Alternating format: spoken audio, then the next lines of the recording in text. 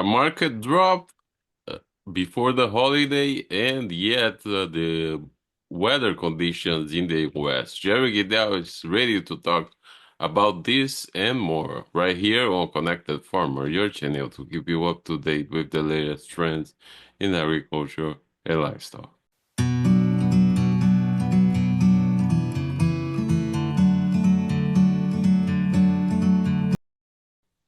So, Jerry, we had a typical sell-off before a holiday on Friday. What else did you see?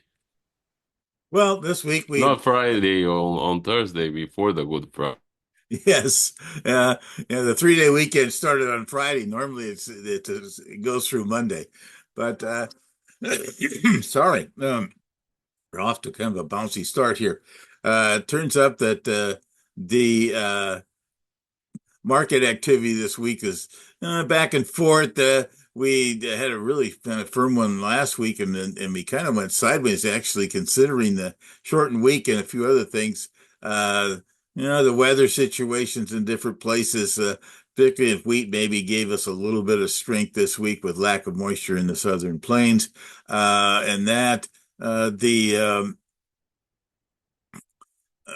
tariff commentary goes back and forth. We had various countries and that looked like we had a very strong advocacy for people, Japan, some of the Asian countries to make a deal here on stuff, which is a positive. But hopefully, uh, President Trump decides to utilize the positive thing to get something done, not to try to grab for more deals on the thing. So that's another thing we've got to deal with going forward. But overall, this week, we kind of treaded water, which was kind of interesting, considering we had such a good pop the last 10, or excuse me, the 7 to 10 days ahead of this week.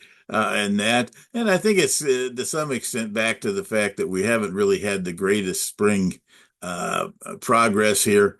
The trade was looking for 5 to 7% number on that. Came in 4 on corn plantings, beans in 2% all they came up with. That's an interesting one. I think that's going to be another factor that could come back in this thing. There's been a new advocacy in Illinois and some eastern states to plant stuff even way back in mid-March or earlier on beans. But we'll see if how that progresses. I kind we have a decent job, but I said we're not going to get up into that 12 to 14% on corn and probably 4 to 6% on beans on Monday. But then here we are. The markets are trying to assess uh, what the tariffs going to be or not going to be, who's going to make a deal, and then also in the U.S., how fast does our planning progress go? And I think that's going to end up being a factor here as we continue the balance of this month. Well, and another factor in the markets, and I don't think it was priced out yet, is that Argentina will be selling out most of its grain in the window before the tax cut ends, because this week this was announced that the tax cuts that were effective this year they would end in June. Ah, yeah. Well, when you make those kind of statements ahead of time, there's always people looking at take making sure that they get advantage of the tax cuts on things, as you mentioned. So it's going to end up being a tricky one there on how that goes. The corn side of things on their exports is always they got kind of two stages of their corn crop, and right now at least the second part of that crop's not going to make that deadline for sure along the way. But the other twist of it is that they earlier this week, or maybe it was late last week, that we end up having their major soybean processing Vincents or something like that, Venta, uh, stop their particular processing for a while. And that definitely would be a major factor because they like to get the secondary export and the dollars being created there with soybean processing. That's their first direction on things. They don't tend to want to promote direct soybean exports and they don't seem to get money exports unless they give a deal on taxes or something like that. So it's going to be Argentina still continues to be a country and with lots of different issues down there. So as a competitor, but South America crops have been better this year in both Argentina and Brazil. The one twist right now continues to be what could happen with the second crop corn in Brazil. There's supposed to be some rains occurring this upcoming weekend that would be just a great timing on that. There have been dry and depending on where it's at, if it's in particularly Mato Grosso, Goiás, the northern areas up there on their second crop corn. That would be definitely timely.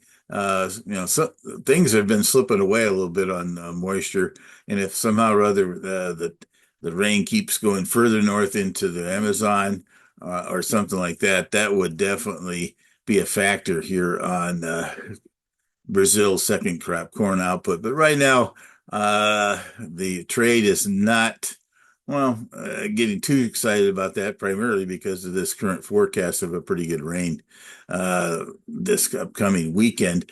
But that could end up being still the last rain we get. Things the 1st of May can start slipping away pretty dramatically in Brazil's moisture. And it looks like with still a late plantings down there on their second crop corn, they could still be vulnerable. But right now, it's watch the clouds and see how much rain occurs this weekend as to what ultimately Brazil's output on corn will be.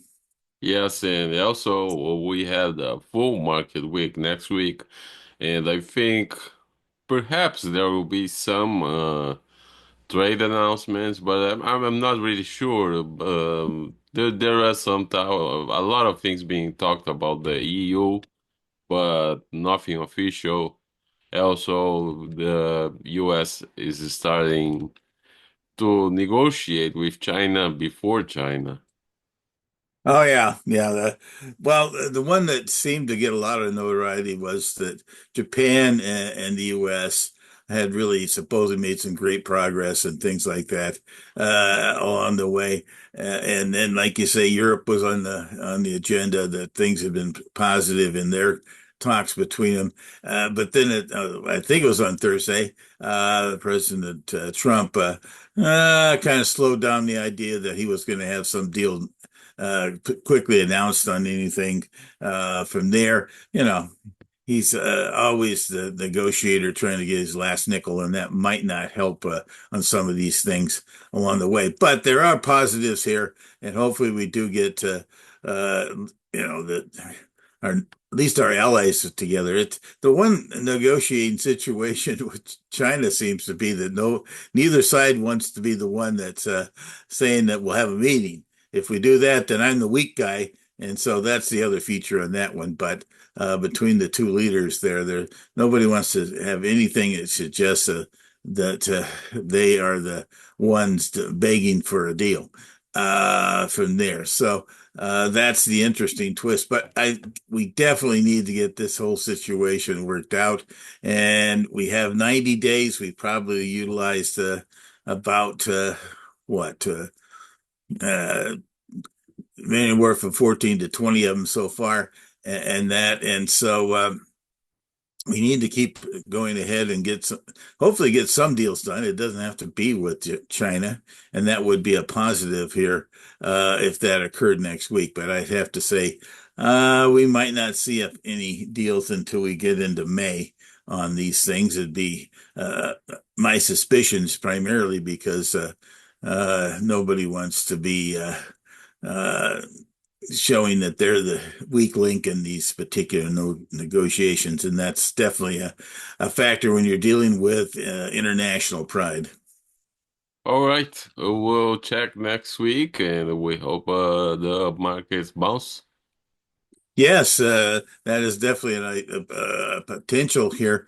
We'll see how these progress numbers show up on Monday, and that the other twist of this thing that uh, it's been a long time scenario I've always talked about. And I want to bring this up because somebody beat me to the punch here in the news was that.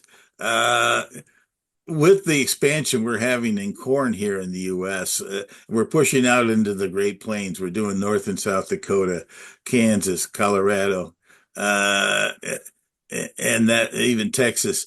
These are states that we're not going to end up having 200 bushel corn, so that they're going to drag down the national average. So the USDA is 181 bushel projection that they have right now for the 2025-26 year. I think could easily see that being adjusted downward, even in the May number, if they really pay attention. Sometimes they just continue on that this is the trend that we have because of the numbers, but we haven't hit trend yields in so long. I think they might decide maybe to think about something else, but that isn't the case right now. But it's something to keep in the back of the mind. I wanted to acknowledge the fact that people are pointing out the fact that this where the expanded acres this year are not in areas that you're going to have the chance to advance our national average on corn.